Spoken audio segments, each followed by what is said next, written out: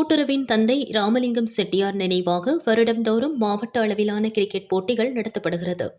இந்த ஆண்டு பள்ளி மாணவிகளுக்கான கிரிக்கெட் போட்டி கோவை ராமலிங்கம் செட்டியார் மேல்நிலைப்பள்ளி மைதானத்தில் இன்று துவங்கியது. போட்டிகளை பள்ளியின் செயலரும் கிரிக்கெட் கமிட்டியின் தலைவருமான ரவிச்சந்திரன் துவக்கி வைத்தார். இன்று நடந்த முதல் போட்டியில் ஸ்ரீ ராமகிருஷ்ணா மேல்நிலைப்பள்ளி அணி மற்றும் ஸ்ரீ ஜெயேந்திரா சரஸ்வதி மேல்நிலைப்பள்ளி அணி விளையாடினர். இதில் ஸ்ரீ ராமகிருஷ்ணா அணி 10 ஓவரில் 114 ரன்கள் எடுத்தனர். அதைத் தொடர்ந்து விளையாடிய ஸ்ரீ ஜெயேந்திர சரஸ்வதி அணி 10 ஓவருக்கு 2 விக்கெட்டுகளை இழந்து 75 ரன்கள் மட்டுமே எடுத்தனர். 39 ரன்கள் வித்தியாசத்தில் ஸ்ரீ ராமகிருஷ்ணா அணி அபார வெற்றி பெற்றது. அடுத்தடுத்து போட்டிகள் நாளை மறுநாள் வரை நடைபெறும். விறுவிறுப்பாக நடைபெற்ற போட்டிகளை அனைவரும் ஆர்வமுடன் கண்டு ரசித்தனர்.